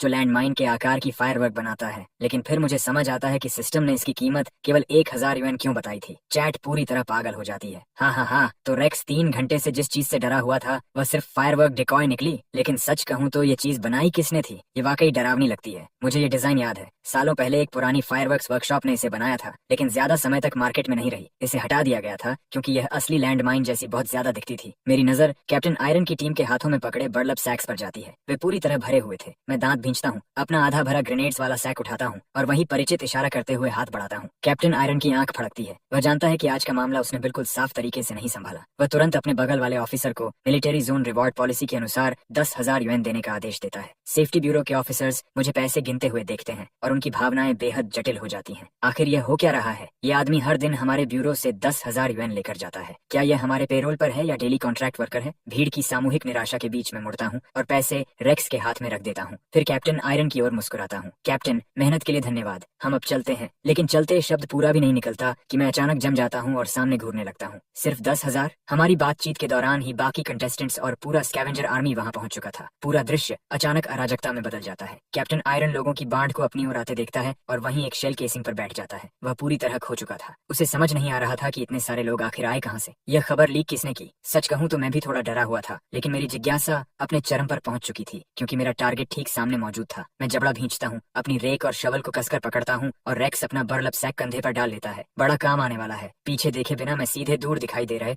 मिट्टी के टीले की ओर बढ़ जाता हूँ। हम दोनों उसके निचले हिस्से में खुदाई शुरू कर देते हैं। ये देखकर हर कोई स्तब्ध रह जाता है। किसी को समझ नहीं आता कि उनका पीछा करें या नहीं। ये दोनों कर क्या रहे हैं? पहाड़ी क्यों खोद रहे हैं? लेकिन अगर ब्लेज खोद रहा है तो शायद अंदर कुछ कीमती होगा। क्या हमें भी खोदना चाहिए? तभी किसी ने जवाब दिया, बिल्कुल नहीं, मैं यहीं पास के गांव से हूँ। उस पहाड़ी पर कुछ भी नहीं है। वहाँ तो एक पेड़ तक नहीं उगता। ब्लेज बस पैसा कमाने के बाद लोगों को बेवकूफ बना रहा है। भीड़ कुछ देर तक आपस में बड़बड़ाती रहती है। वे हमें लगातार खोदते देखते हैं लेकिन कुछ निकलता नहीं। धीरे धीरे सब आराम से वापस वेस्टलैंड में तलाश करने लगते हैं। रेक्स और मैं सिर झुकाकर खुदाई जारी रखते हैं। कुछ समय बाद रेक्स की ताकत जवाब देने लगती है, ब्लेज, हम ये कब तक करेंगे? ये पहाड़ी छोटी नहीं है। 2 छोटी शवल से तो हम कयामत तक। लेकिन उसका वाक्य बीच में ही रुक जाता है। उसकी आंखें फैल जाती हैं, चेहरा पूरी तरह खाली हो जाता है। फिर उसके मुंह से विस्फोट जैसी आवाज निकलती है, हे भगवान, ओह मेरे। मैं तुरंत उसकी ओर भागता हूँ, घबराए हुए रेक्स को पकड़ लेता हूँ और चारों तरफ नजर दौड़ाता हूँ। स्कैवेंजर क्राउड अब काफी दूर जा चुकी थी। मैं राहत की सांस छोड़ता हूँ और धीमी आवाज में कहता हूँ, आवाज कम, शांत रहो। इसे निकालते समय मुझे संभालना और कैमरा को ब्लॉक करना। अगर उन गिद्धों ने ये देख लिया तो हम पर टूट पड़ेंगे और सुबह तक ये पूरा टीला साफ हो जाएगा। रेक्स आखिरकार होश में लौटता है। वह तेजी से सिर हिलाता है और मदद के लिए हाथ बढ़ाता है। उसके चेहरे पर छाया हुआ सदमा धीरे धीरे पिघल जाता है और उसकी जगह शुद्ध विस्फोटक खुशी ले लेती है। ब्लेज, मैंने फैसला कर लिया है, अब से मैं तुम्हारे साथ ही रहूंगा। अगर इस बार हम क्राउन नहीं भी जीत पाए तो भी एक दिन हम अपनी स्कैवेंजिंग कंपनी शुरू करेंगे और ढेर सारा पैसा कमाएंगे। लेकिन इस समय मेरे पास रेक्स की बातों के लिए समय नहीं था। मैं गड्ढे से कुछ बाहर निकालने में पूरी तरह व्यस्त था। कुछ समय बाद कैप्टन आयरन अपनी टीम के साथ पूरी रफ्तार से वहां पहुंचता है। वह हमारे पास रखे ब्रॉन्ज कॉल्ड्रन को देखता है जो घुटनों तक ऊंचा था और बेहद प्राचीन दिखाई देता था। वह कुछ देर तक बस खड़ा रह जाता है, फिर लंबी सांस खींचता है, मेरे पास आता है और मेरे कंधे पर हाथ रखता है। ब्लेज, सच कहूं तो तुम स्कैवेंजिंग में पूरी तरह बर्बाद हो रहे हो। कभी मौका मिले तो अपनी वह छोटी शवल लेकर मेरे परिवार की पुरानी बेरियल प्लॉट पर भी खुदाई कर देना। कौन जाने वहाँ क्या निकल आए। मैं तुम्हारा बड़ा एहसानमंद रहूंगा। रेक्स उसके बगल में खड़ा कान से कान तक मुस्कुरा रहा था। कैप्टन, इसे टटोलना बंद कर दीजिए। जब हमें ग्रेनेड मिला था तब मैं ब्लेज को सिर से पैर तक चेक कर चुका हूँ। इसके पास कोई डिटेक्टर नहीं है, मैं कसम खाता हूँ। अब क्या आप कुछ कॉल्स करके पता लगा सकते हैं कि रिवॉर्ड कितना मिलेगा? कैप्टन आयरन समझता था कि मामला गंभीर है। कल्चरल रिलिक्स कोई मजाक नहीं थे। वह तुरंत हेरिटेज ब्यूरो को कॉल करता है। 1 घंटे से थोड़ा अधिक समय बाद हेरिटेज ब्यूरो के कर्मचारी जल्दबाजी में वहाँ पहुँचते हैं। हेरिटेज ब्यूरो के चीफ डायरेक्टर वैंस आगे बढ़कर कहते हैं, यंग मैन, तुम दोनों ने कुछ असाधारण किया है। ये ब्रॉन्ज कॉल्ड्रन संभवतः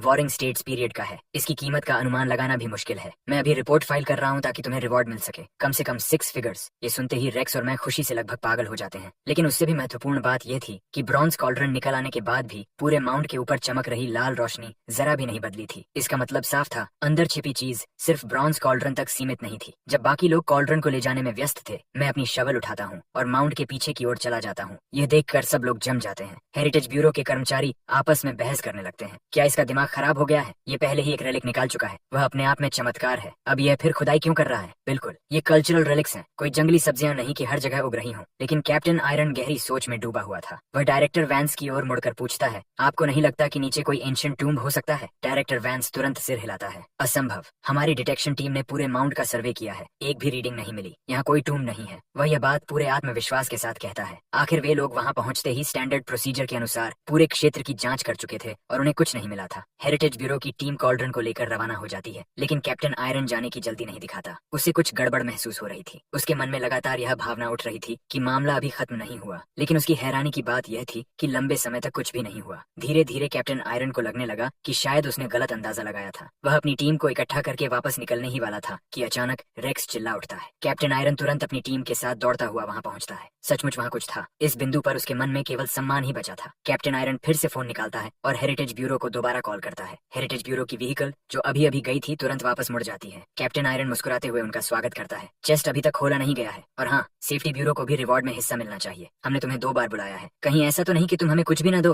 डायरेक्टर वैंस अब भी पूरी तरह उलझन में था। उनके इक्विपमेंट ने कुछ भी डिटेक्ट नहीं किया था। फिर यहाँ चीजें निकल कैसे रही थी? वह आगे बढ़कर चेस्ट की जांच करता है। ओह वाह, ये गोल्डन ननमू वुड का बना है, जिस पर जेमस्टोन्स और इंपीरियल जेड जड़े हुए हैं। केवल इसका बाहरी हिस्सा ही अनमोल है, अंदर जो भी होगा। मैं उसकी बात बीच में काट देता हूँ। असल में बस मुझे ये बता दीजिए कि रिवॉर्ड कितना मिलेगा। मुझे अभी पूरी पहाड़ी खोदनी है। लेकिन डायरेक्टर वैंस का स्वर अचानक बदल जाता है। वह असहज होकर कहता है, देखो बेटे, हम तुमसे कुछ छीनना नहीं चाहते, लेकिन रेगुलेशंस के अनुसार 2 कल्चरल रेलिक्स मिलने के बाद हमें पूरे क्षेत्र को सील ऑफ करना पड़ता है और फुल रीइंस्पेक्शन करनी होती है। ये सुनकर मैं पूरी तरह स्तब्ध रह जाता हूँ। मैं तो मदर लोड मिलने की उम्मीद कर रहा था और अब वे पूरी जगह बंद कर रहे थे। लेकिन डायरेक्टर वैंस सचमुच शर्मिंदा और माफी मांगता हुआ लग रहा था, इसलिए मैं अनिच्छा से सिर हिला देता हूँ। ठीक है, जब तुम लोग खत्म कर लोगे तब मैं फिर खुदाई कर लूंगा। डायरेक्टर वैंस तुरंत क्रू को रीस्वीप के लिए संगठित करने लगता है। मैं एक बड़े पेड़ की जड़ के सहारे बैठ जाता हूँ और माउंट के ऊपर चमक रही लाल रोशनी को लालसा भरी नजरों से घूरता रहता हूँ। रेक्स गहरी सांस भरता है और चुपचाप मेरे बगल में खड़ा हो जाता है। लंबी चुप्पी के बाद रेक्स बोलता है, ब्लेज, इतना स्ट्रेस मत लो। जो रिवॉर्ड हमें पहले ही मिल चुका है वह फर्स्ट प्लेस लेने के लिए काफी होना चाहिए, और अगर नहीं भी हुआ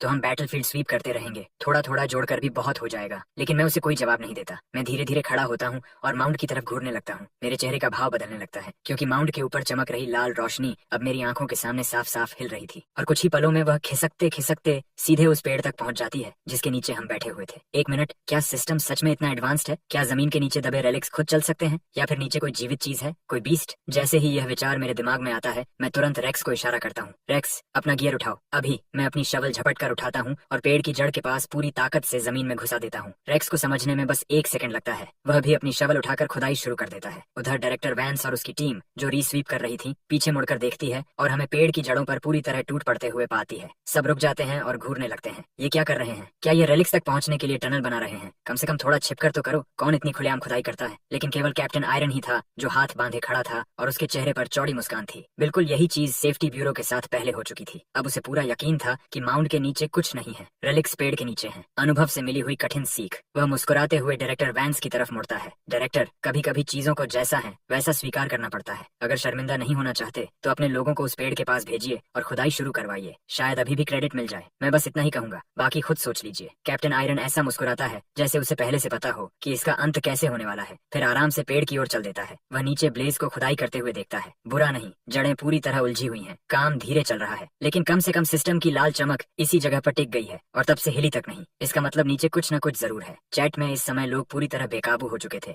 हे भगवान, ये अभी भी खोद रहा है। सच कहूँ तो अब अगर कोई मुझसे कहे कि ब्लेज ने जमीन से कोई मिथिकल गॉड बॉय निकाल लिया है तो मैं यकीन कर लूंगा। मैं सच में हिल चुका हूँ। क्या इस आदमी के पास एक्सरे विजन है या कुछ? ये तो सीधा सुपरनैचुरल है। इसी समय कैप्टन आयरन मुझे खुदाई करते हुए देखकर संतुष्ट मुस्कान देता है। वह बेहद अच्छा महसूस कर रहा था। सेफ्टी ब्यूरो की बदकिस्मती का सिलसिला आखिरकार खत्म हो चुका था। अब हेरिटेज ब्यूरो की बारी थी परेशान होने की। लेकिन ठीक उसी क्षण अचानक एक जोरदार धमाका गूंजता है। जमीन धंस जाती है। एक बड़ा गड्ढा अचानक कहीं से खुल जाता है। कैप्टन आयरन वहीं जम जाता है। इमरजेंसी, सब लोग अभी यहाँ आओ। ऑफिसर्स दौड़ते हुए पहुंचते हैं। हेरिटेज ब्यूरो की टीम भी भाग कर आती है। डायरेक्टर वैंस मुश्किल से अपना उत्साह नियंत्रित कर पा रहा था। पिछले अनुभवों को देखते हुए माउंट से रेलिक्स निकलना और फिर पेड़ के नीचे गड्ढा खुल जाना, इसका मतलब क्या था? जवाब तो साफ था, यह टूम्ब रॉबर्स का टनल है। इस माउंट के अंदर एक टूम्ब मौजूद है। जब ऊपर सभी लोग रेस्क्यू मोड में भाग दौड़ कर रहे थे, तभी नीचे से एक जोरदार आवाज गूंजती है, रेक्स रेक्स, रेक कहाँ है? उसे नीचे फेंको, यहाँ नीचे कई लोग हैं, पक्के टूम्ब रॉबर्स, और वे हथियारबंद हैं। ऊपर मौजूद हर व्यक्ति एकदम स्थिर हो जाता है। हेरिटेज ब्यूरो के कर्मचारी जो नीचे उतरने ही वाले थे, एक साथ एक कदम पीछे हट जाते हैं। तभी एक भारी भरकम आदमी रेक्स की बांह पकड़ता है और टूम्ब रॉबर्स के पीछे टनल में घुस जाता है। मैंने साफ देखा, उन लोगों के पूरे शरीर पर टैटूज बने हुए हैं। मैं उन्हें भागने नहीं दूंगा। इस बीच टनल के सबसे गहरे हिस्से में बॉस डिगर सबसे आगे रेंग रहा था। उसकी गति अविश्वसनीय थी। उसके पीछे चल रहे लोगों में से एक आखिरकार बोल पड़ता है, बॉस बस रेंगते मत रहो, कम से कम देख तो लो कि कहाँ जा रहे हो। क्या यह वही रास्ता है जिससे हम आए थे? वे हमारे पीछे लगे हुए हैं, उसे यहाँ अंदर हमें घेरने मत देना। पीछे वाला आदमी वह जरूर कोई ट्रेंड ऑफिसर है। उसका मुक्का तो फ्रेट ट्रेन जैसा था। उसने डॉगों के सामने के दांत तोड़कर सीधे मेरे चेहरे पर फेंक दिए, लेकिन बॉस डिगर लगभग कोई प्रतिक्रिया नहीं देता। उधर प्रोडक्शन ऑफिस में बुल अभी अभी कॉन्फ्रेंस रूम से बाहर निकला था। अगले ही पल क्लीनिंग लेडी अचानक उसके सामने आ जाती है। उसका चेहरा लाल था। वह झुककर उसके करीब आती है और तेज फुसफुसाहट में कहती है, डायरेक्टर, मैंने सुना है कि आप मुझे मिस कर रहे थे। बुल मुड़कर उसे देखता है। उसका चेहरा लाल था। वह थोड़ा नाराज दिख रही थी, लेकिन साथ ही साफ तौर पर खुश भी थी। बुल लगभग टूट ही जाता है। इस दुनिया को आखिर हो क्या गया है? मैं पागल हो गया हूँ या मेरे आसपास के सभी लोग अपना दिमाग खो चुके हैं? उधर रेक्स और मैं चलते चलते जुर्माने के लायक चीजें भी उठाते जा रहे थे। अच्छी खासी लूट मिल चुकी थी, लेकिन किसी तरह हमने टूम्ब रॉबर्स को खो दिया था। मैं झुककर टनल के डेड एंड को घूरता हूँ और सिर खुजलाता हूँ। वे गए कहाँ? क्या बला है ये? हमने उनका पूरा रास्ता फॉलो किया, डायरेक्शन भी सही थी, फिर वे अचानक गायब कैसे हो गए? मैं अभी यही समझने की कोशिश कर रहा था कि रेक्स अचानक बोल पड़ा, ब्लेज इधर आकर देखो, यहाँ एक स्टोन स्लैब है और अंदर का काफी सामान पहले ही निकाला जा चुका है। रेक्स और मैं बचे हुए रेलिक्स अपने बर्लप सैक्स में भरने लगते हैं। मैं गुस्से में कहता हूँ, इन लोगों को इस जगह की बहुत ज्यादा जानकारी है। ये उनकी पहली बार की एंट्री नहीं है और हो सकता है इन्होंने वह स्क्रैप भी उठा लिया हो जो सही मायनों में हमारा था। ये बर्दाश्त नहीं किया जा सकता। हमें इन्हें ढूंढना होगा। मैं जमीन पर पड़े फुटप्रिंट्स का पीछा करते हुए सावधानी से आगे बढ़ता हूँ। रेक्स मेरे पीछे पीछे कैमरा का एंगल एडजस्ट करता चलता है ताकि सब कुछ साफ रिकॉर्ड हो। अगर ये काम करना है तो सही तरीके से करना चाहिए। दूसरी तरफ कैप्टन आयरन कई ऑफिसर्स के साथ टनल के अंत तक पहुंच चुका था। सामने खुली हुई स्टोन स्लैब को देखते ही उसका पेट बैठ जाता है। इस माउंट के नीचे सचमुच एक टूम्ब है। वह बड़बड़ाता है, मेरा मन कर रहा है ऑफिसर वेरा को घसीट कर यहाँ लाऊं और पूछूं, क्या हेरिटेज ब्यूरो ने अपना इक्विपमेंट चालू भी किया था? ये टूम्ब इतना विशाल है और इन्होंने कई बार सर्वे किया, फिर भी कुछ नहीं मिला। वह अपनी टीम की ओर मुड़ता है, सब लोग सतर्क रहो, खबर है कि टूम्ब रॉबर्स हथियारबंद हैं, वेपन्स रेडी, अलर्ट रहना। और तुम, क्या तुम्हारा दिमाग खराब हो गया है? हम टूम्ब के अंदर हैं, ग्रेनेड क्यों निकाल रहे हो? क्या हम सबको यहीं दफनाना चाहते हो? उसे अभी वापस रखो। ब्रीफिंग खत्म करने के बाद कैप्टन आयरन अपनी टीम को लेकर सावधानी से टूम्ब के अंदर बढ़ता है। उसी समय रेक्स और मैं फुटप्रिंट्स का पीछा करते हुए एक बैरियल चेंबर तक पहुंचते हैं और एक कॉफिन के पीछे छिपकर आसपास का निरीक्षण करने लगते हैं। कुछ दूरी पर डिगर्स का समूह भी एक कॉफिन के पीछे छिपा बैठा था। वे बराबर हमारी तरफ घबरा कर देख रहे थे। बॉस, आपने जिस जगह का जिक्र किया था वह कहाँ है? जल्दी दिखाइए। वे दोनों पहले ही अंदर आ चुके हैं। अगर हमने अभी मूव नहीं किया तो खत्म हो जाएंगे। और ये दोनों खतरनाक हैं, खासकर वह बड़ा वाला। ऊपर से अभी भी हमारी रिकॉर्डिंग कर रहा है। लेकिन बॉस डिगर चेंबर को घूर रहा था। उसके चेहरे पर परेशानी साफ दिखाई दे रही थी। वह याद करने की कोशिश कर रहा था कि पिछली बार उसके दादा ने यहाँ मैकेनिज्म कैसे चलाया था, लेकिन तब वह सिर्फ एक छोटा बच्चा था और यादें धुंधली थीं। इस बार उसका प्लान सिर्फ कुछ सामान उठाने और वेस्टलैंड के रास्ते निकल जाने का था। उसने सपने में भी नहीं सोचा था कि सेफ्टी ब्यूरो पहुंच जाएगी और ये दोनों इतने जिद्दी निकलेंगे कि रेलिक्स की रक्षा करते हुए उनका पीछा भी करेंगे। इनके बर्लैप सैक्स पहले ही भरे हुए थे और फिर भी ये रुके नहीं थे। सेफ्टी ब्यूरो आखिर इतनी कुशल कब से हो गई? एक साथ रिकॉर्डिंग भी कर रहे हैं, आर्टिफैक्ट्स भी बचा रहे हैं और हमें यहाँ कॉर्नर भी कर दिया। बॉस डिगर कुछ समझ नहीं पा रहा था। उसका दिमाग पूरी तरह धुंधला हो चुका था। आखिर वह दांत भींचता है और दूर रखे एक लैंप स्टैंड की ओर इशारा करता है। वह लैंप स्टैंड दिख रहा है, शायद वही है। मुझे कोशिश करने दो। एक युवा डिगर तुरंत उठता है और चुपके चुपके लैंप स्टैंड की ओर बढ़ने लगता है। उसी क्षण बॉस डिगर देखता है कि रेक्स कुछ दूरी पर कैमरा उठा रहा है। ऐसा लगता है जैसे वह भी खड़ा होने वाला हो। बॉस घबरा जाता है, कवर फायर। अगले ही पल कई डिगर्स अपनी छिपने की जगहों से बाहर कूद पड़ते हैं और रेक्स तथा मुझे चारों तरफ से घेर लेते हैं। वे अपने हथियार उठाते हैं और ट्रिगर दबाते हैं। फिर एक साथ पानी की धाराएं निकलती हैं। मैं वहीं खड़ा रह जाता हूँ, चेहरे पर सवालों का पहाड़ लिए। मैं अपने चेहरे से पानी पोंछता हूँ और पूरी तरह स्तब्ध रह जाता हूँ। वाह, बहुत हाईटेक। आखिर ये क्लाउन्स की टीम कहाँ से आई है? असली हथियार नहीं लाए, ठीक है, लेकिन वाटर गन्स लेकर आए हैं। क्या ये हमें शर्म से मारना चाहते हैं? समय जैसे थम जाता है। दोनों पक्ष एक दूसरे को देखते रहते हैं। माहौल इतना अजीब था कि कोई कुछ समझ नहीं पा रहा था। तभी बेरियल चेंबर के ऊपर खड़े पत्थर के स्तंभ अचानक झुकने लगते हैं। जिस युवा डिगर को स्विच घुमाने भेजा गया था वह चिल्ला उठता है, बॉस, आपने मुझसे क्या घुमा दिया? ये एग्जिट मैकेनिज्म नहीं है। ये चीज तो हमें सीधे स्वर्ग भेजने वाली है। बॉस डिगर स्तब्ध रह जाता है। वह ऊपर से गिरती मिट्टी को देखता है और उसका दिमाग पूरी तरह अराजकता में डूब जाता है। भागो,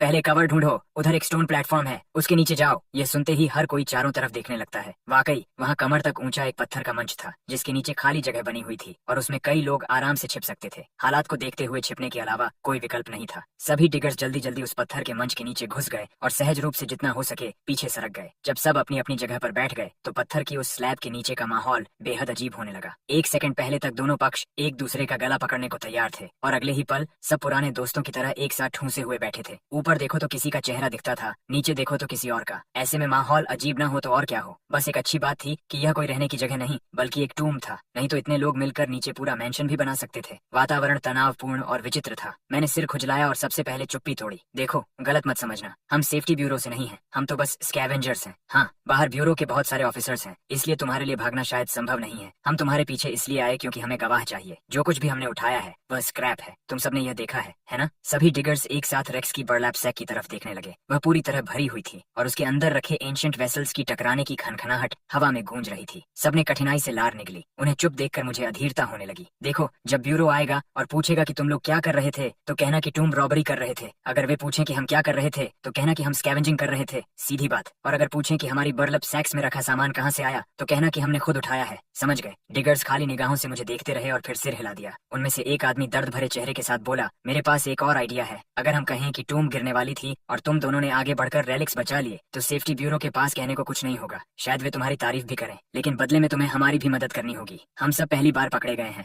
हमारे लिए भी थोड़ा अच्छा बोल देना। मेरी आंखें चमक उठी। मैंने नहीं सोचा था कि कोई टूम रॉबर इतना दिमाग भी लगा सकता है। मैं बिना झिझक सिर हिलाकर बोला, डील। चिंता मत करो, ब्यूरो में मेरे कनेक्शंस हैं। मैं अंदर तुम्हारा पूरा ख्याल रखवाऊंगा। अच्छा खाना मिलेगा, ठीक ठाक व्यवहार होगा, और अगर तुम्हारे पास कोई कीमती चीज है तो अभी दे दो। तलाशी में मिली तो अलग मुसीबत खड़ी हो जाएगी। सबने सिर हिलाया और अपनी अपनी रेलिक्स निकालकर मुझे देने लगे। मैंने बर्लैप सैक खोली और सब कुछ उसमें भरना शुरू कर दिया। ठीक उसी समय बाहर से एक आवाज सुनाई दी। मैं पूरी ताकत से चिल्लाया, कैप्टन, हम सब नीचे हैं, एक भी आदमी नहीं बचा। कई घंटे बाद बेरियल साइट की पूरी खुदाई हो चुकी थी और आखिरकार हम बाहर निकल आए। हेरिटेज ब्यूरो की टीम सीधे टूम के अंदर घुस गई, लेकिन पूरी तलाशी के बाद सबके जबड़े खुले के खुले रह गए। अंदर लगभग कुछ बचा ही नहीं था, बस कहीं कहीं वेसल्स की हल्की खनखनाहट गूंज रही थी। डायरेक्टर वैंस ने हार मानते हुए लंबी सांस छोड़ी। शुरुआती अनुमान के अनुसार सिर्फ रिवॉर्ड पेमेंट्स ही इस बार 1 मिलियन यूएन से कहीं ज्यादा पहुंच सकती हैं। उधर प्रोडक्शन बैक स्टेज में सभी लोग बिना एहसास किए अपनी सीटों से खड़े हो चुके थे। वे अपनी आंखें रगड़ रहे थे। शो पूरी तरह वायरल हो चुका था। लाइव व्यूअरशिप 30 मिलियन पार कर चुकी थी और सीधे ट्रेंडिंग नंबर 1 पर पहुंच गई थी। पूरा हॉल खुशी के नारों से गूंज उठा। हम सफल हो गए, हम सच में सफल हो गए। पूरी प्रोडक्शन टीम जश्न की लहर में बह गई। बुल ने आखिरकार राहत की सांस ली। जब टूम पहले ढही थी तब उसे पूरा यकीन हो गया था कि कोई न कोई मर जाएगा, लेकिन सब सुरक्षित थे। व्यूअरशिप नंबर्स आसमान छू रहे थे। अब तनाव लेने की क्या जरूरत थी? तो क्या हुआ अगर शो स्क्रिप्ट से बाहर चला गया? उसने मेज पर जोर से हाथ मारा और सबको शांत होने का इशारा किया। सबसे पहले सभी को बधाई, शो बहुत बड़ी हिट बन चुकी है। सबकी सैलरी डबल, बोनस भी डबल। लेकिन इस सीजन में कुल 100 कंटेस्टेंट्स थे और उनमें से 99% ने मुझे कॉल करके ड्रॉप आउट करने की रिक्वेस्ट की है। मैंने हर एक रिक्वेस्ट मंजूर कर ली है, इसलिए लाइव सर्वाइवल शो का यह सीजन आधिकारिक रूप से यहीं समाप्त होता है।